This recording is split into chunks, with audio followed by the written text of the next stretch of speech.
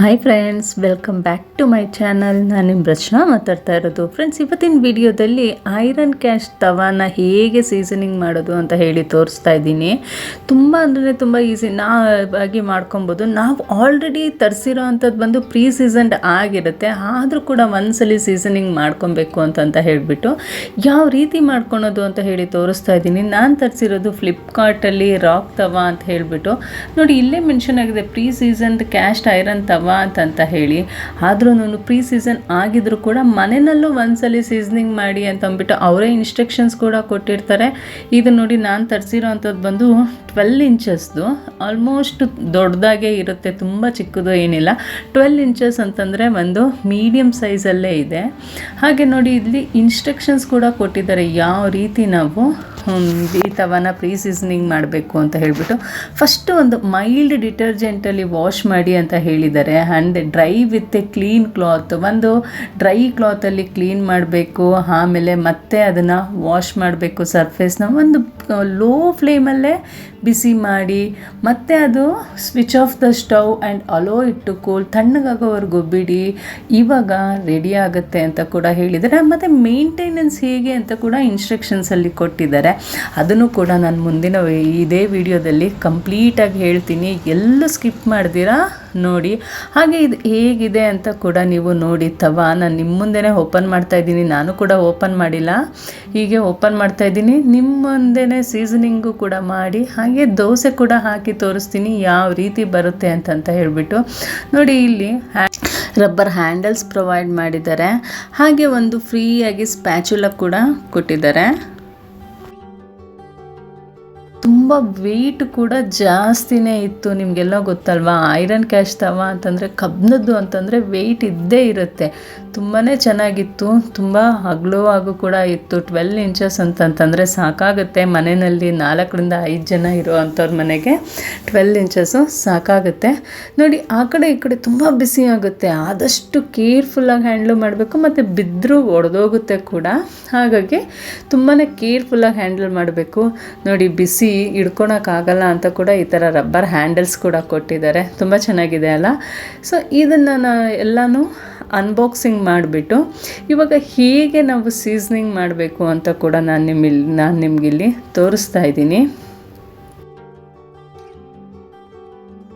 ಇವಾಗ ಆಲ್ರೆಡಿ ಇನ್ಸ್ಟ್ರಕ್ಷನ್ಸಲ್ಲಿ ಹೇಳಿರೋ ಅಂಥ ಇನ್ಸ್ಟ್ರಕ್ಷನ್ಸನ್ನೇ ನಾನು ಇಲ್ಲಿ ಫಾಲೋ ಮಾಡ್ತಾ ಇದ್ದೀನಿ. ಮೊದಲಿಗೆ ಒಂದು ಮೈಲ್ಡ್ ಡಿಟರ್ಜೆಂಟಲ್ಲಿ ವಾಶ್ ಮಾಡ್ಕೊಳ್ಳೋಣ. ಈ ಸ್ಟೀಲ್ ನಾರುಗಳಲ್ಲಿ ಚೆನ್ನಾಗಿ ಉಜ್ಜೋ ಅಂಥದ್ದು ಆ ಥರ ಎಲ್ಲ ಏನು ಮಾಡೋಕ್ಕೆ ಹೋಗ್ಬಿಡಿ. ಯಾಕಂದರೆ ಇದು ಪ್ರೀ ಸೀಸನ್ ಆಗಿರೋ ಅಂಥದ್ದು. ನೀವೇನಾದರೂ ಆಫ್ಲೈನಲ್ಲಿ ಪರ್ಚೇಸ್ ಮಾಡ್ತಿರಲ್ಲ, ಲೈಕ್ ಅಂಗಡಿಗಳಲ್ಲಿ ಮತ್ತು ಈ ರೋಡ್ ಸೈಡ್ಗಳಲ್ಲೆಲ್ಲ ಮಾಡ್ತಿರ್ತಾರಲ್ಲ, ಅಲ್ಲೆಲ್ಲ ತೊಗೊಂಡಿರೋದು ಅಂತಂದರೆ ನೀವು ಸ್ವಲ್ಪ ಸ್ಟೀಲ್ ನಾರಲ್ಲಿ ಕ್ಲೀನಾಗಿ ಅದು ಉಜ್ಜಬೇಕಾಗತ್ತೆ. ಆ ರೀತಿ ಏನು ಬೇಕಾಗೋದಿಲ್ಲ. ಇಲ್ಲಿ ನೋಡಿ, ನಾನು ಮೈಲ್ಡಾಗಿ ಸ್ವಲ್ಪ ಲಿಕ್ವಿಡ್ ತೊಗೊಂಡ್ಬಿಟ್ಟು ಅದನ್ನು ಸ್ವಲ್ಪ ಆದಷ್ಟು ಸಾಫ್ಟಾಗಿನೇ ಉಜ್ತಾ ಇದ್ದೀನಿ. ಯಾಕಂದರೆ ಅದರಲ್ಲಿ ಕೆಮಿಕಲ್ಸ್ ಎಲ್ಲ, ಅದು ರೆಡಿ ಆಗಬೇಕಂದ್ರೆ ಕೆಮಿಕಲ್ಸ್ ಎಲ್ಲ ಇರುತ್ತೆ, ಹೋಗಲಿ ಅಂತ ಹೇಳಿಬಿಟ್ಟು ಈ ರೀತಿ ಮೈಲ್ಡಾಗಿ ನಾನು ತುಂಬ ಪ್ರೆಸ್ಸು ಮಾಡ್ದಿರಾ ಎಷ್ಟು ಸಾಧ್ಯ ಆಗುತ್ತೆ ಅಷ್ಟು ಸಾಫ್ಟಾಗಿ ನಾನಿಲ್ಲಿ ಇದನ್ನು ವಾಶ್ ಮಾಡ್ಕೊತಾ ಇದ್ದೀನಿ.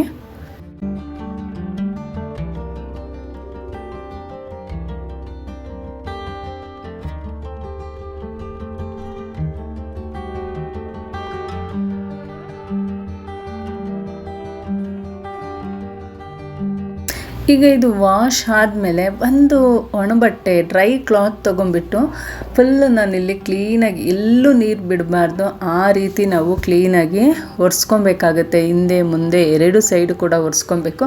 ಇಲ್ಲ ಒರೆಸ್ಕೊಲಿಲ್ಲ ಅಂತಂತಂದರೆ ಗ್ಯಾಸ್ ಆನ್ ಮಾಡಿಬಿಟ್ಟು ಸ್ಟವ್ ಮೇಲೆ ಇಟ್ಟರು ಕೂಡ ಅದು ಡ್ರೈ ಆಗುತ್ತೆ.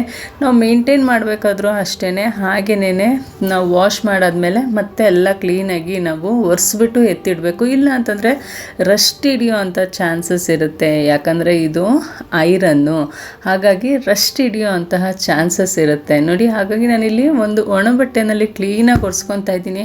ಹಾಗೆ ಗ್ಯಾಸ್ ಕೂಡ ಆನ್ ಮಾಡಿ ಸ್ವಲ್ಪ ಹೀಟ್ ಆಗಕ್ಕೆ ಬಿಡಬೇಕಾಗತ್ತೆ. ಇವಾಗ ಸ್ವಲ್ಪ ಆಯಿಲು, ನಾವು ಯಾವುದು ಅಡುಗೆ ಎಣ್ಣೆ ಕುಕ್ಕಿಂಗ್ ಆಯಿಲ್ ಯೂಸ್ ಮಾಡ್ತೀವಿ, ಆ ಕುಕ್ಕಿಂಗ್ ಆಯಿಲ್ನ ಎಲ್ಲ ಕಡೆನೂ ಅಪ್ಲೈ ಮಾಡಬೇಕಾಗುತ್ತೆ. ನೋಡಿ, ಈ ರೀತಿ ನಾನು ಯಾವ ರೀತಿ ಅಪ್ಲೈ ಮಾಡ್ತಾಯಿದ್ದೀನಿ ಅದೇ ರೀತಿ ಹೆಂಚು ಫುಲ್ಲು ಎಲ್ಲ ಕಡೆನೂ ಆಯಿಲ್ ಅಪ್ಲೈ ಮಾಡಬೇಕಾಗುತ್ತೆ. ಹಾಗೆ ಹಿಂದೆ ಕೂಡ ಅಪ್ಲೈ ಮಾಡಬೇಕು. ಹಿಂದೆ ಯಾವಾಗ ಅಪ್ಲೈ ಮಾಡಬೇಕು ಅಂದರೆ ನಾವು ತುಂಬ ದಿನ ತೊಗೊಂಬಂದು ಇಟ್ಬಿಟ್ಟಿದ್ದೀವಿ, ಮನೆಯಲ್ಲಿ ಯೂಸ್ ಮಾಡಿಲ್ಲ ಅಥವಾ ರಸ್ಟ್ ಹಿಡಿದ್ಬಿಟ್ಟಿದೆ ಅಂತ ಅಂದಾಗ ನಾವೇನು ಮಾಡಬೇಕು, ಸ್ಟೀಲ್ನಲ್ಲಿ ಸ್ವಲ್ಪ ಲೈಕ್ ಡಿಟರ್ಜೆಂಟ್ ಯಾವುದಾದ್ರೂ ಹಾಕ್ಕೊಂಡು ಚೆನ್ನಾಗಿ ಉಜ್ಜಿಬಿಟ್ಟು ಆ ರಸ್ಟ್ ಹೋಗೋವರೆಗೂ ಎಲ್ಲ ಉಜ್ಜಿಬಿಟ್ಟು ಆಮೇಲೆ ಎಲ್ಲ ಕಡೆ ಆಯಿಲ್ ಅಪ್ಲೈ ಮಾಡಿಬಿಟ್ಟು ನಾವು ಸೀಸನಿಂಗ್ ಮಾಡ್ಕೊಬೇಕಾಗುತ್ತೆ. ಈಗ ಆಲ್ರೆಡಿ ಇದು ಪ್ರೀ ಸೀಸನಿಂಗ್ ಆಗಿರೋದ್ರಿಂದ ಆದಷ್ಟು ನಾನಿಲ್ಲಿ ಕಮ್ಮಿನೇ ಮಾಡ್ಕೊತಾ ಇರೋದು. ಸಿಂಪಲ್ಲಾಗಿ ನೋಡಿ, ಒಂದೇ ಒಂದು ಈರುಳ್ಳಿನ ಸಣ್ಣದಾಗಿ ಹೆಚ್ಚಿಟ್ಕೊಂಡಿದ್ದೆ, ಅದನ್ನು ಕೂಡ ಹಾಕ್ಕೊಂಡು ಎಲ್ಲ ತವ ಫುಲ್ಲೂ ಅದು ಈರುಳ್ಳಿ ಫುಲ್ ಡ್ರೈ ಆಗೋವರೆಗೂ ಹುರ್ಕೊಬೇಕಾಗುತ್ತೆ ಚೆನ್ನಾಗಿ. ನೋಡಿ ಇವಾಗ ಆಗಿದೆ, ಮತ್ತು ತವ ಕೂಡ ತಣ್ಣಗಾಗಿದೆ. ಇವಾಗ ಮತ್ತೆ ನಾವು ಮೈಲ್ಡಾಗಿ ವಾಶ್ ಮಾಡ್ಕೊಬೇಕಾಗುತ್ತೆ. ಇವಾಗ ಏನು ಹಾಕ್ಕೊಂಡು ವಾಶ್ ಮಾಡಬೇಕು ಅಂತ ಕೂಡ ತೋರಿಸ್ತೀನಿ. ಒಂದು ಸ್ವಲ್ಪ ಉಪ್ಪು, ಪುಡಿ ಉಪ್ಪನ್ನ ಒಂದು ಸ್ವಲ್ಪ ಹೆಂಚಿನ ಎಲ್ಲ ಭಾಗಕ್ಕೂ ಈ ರೀತಿ 1-2 ಸ್ಪೂನಷ್ಟು ಹಾಕ್ಕೊಂಬಿಟ್ಟು, ಒಂದು ನಿಂಬೆಹಣ್ಣು, ಒಂದು ಅರ್ಧ ನಿಂಬೆಹಣ್ಣಿನ ಹೋಳು ತೊಗೊಂಡು ಆ ನಿಂಬೆಹಣ್ಣ ಹಿಂಡ್ಬಿಟ್ಟು, ಅಥವಾ ನಿಂಬೆಹಣ್ಣಿನ ಸಿಪ್ಪೆ ಇದ್ರೂ ಓಕೆನೆ, ಇದು ಕೂಡ ಮೈಲ್ಡಾಗಿ ನಾವು ಹೆಂಚು ಫುಲ್ಲೂ ವಾಶ್ ಮಾಡ್ಕೊಬೇಕಾಗುತ್ತೆ.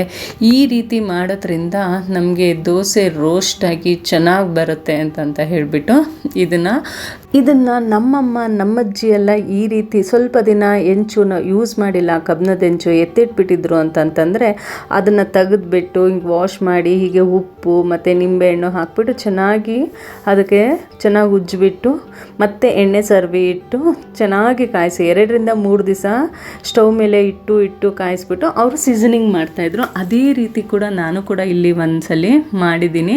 ಇವಾಗ ನೋಡಿ ಎಲ್ಲ ಚೆನ್ನಾಗಿ ವಾಶ್ ಆಗಿದೆ.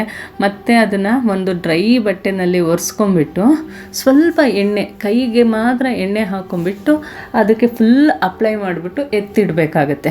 ಸೊ 2-3 ದಿನ ಹೀಗೆ ಒಂದು ಸ್ವಲ್ಪ ಎಣ್ಣೆ ಹಾಕಿಬಿಟ್ಟು ಒಂದು 5-10 ನಿಮಿಷ ಕಾಯಿಸ್ಕೊಂಡು ಸ್ಟವ್ ಮೇಲೆ ಚೆನ್ನಾಗಿ ಬಿಸಿ ಮಾಡಿಕೊಂಡು ಆಮೇಲೆ ಇದನ್ನು ಯೂಸ್ ಮಾಡಿದ್ರೆ ದೋಸೆ ನೋಡಿ ಎಷ್ಟು ಚೆನ್ನಾಗಿ ಬರುತ್ತೆ ಅಂತ. ನೋಡಿ ಕೈಯಲ್ಲಿ ಎಣ್ಣೆ ಹಾಕ್ಕೊಂಡು ನಾನಿಲ್ಲಿ ಎಲ್ಲದಕ್ಕೂ ಸರೋತಾ ಇದ್ದೀನಿ.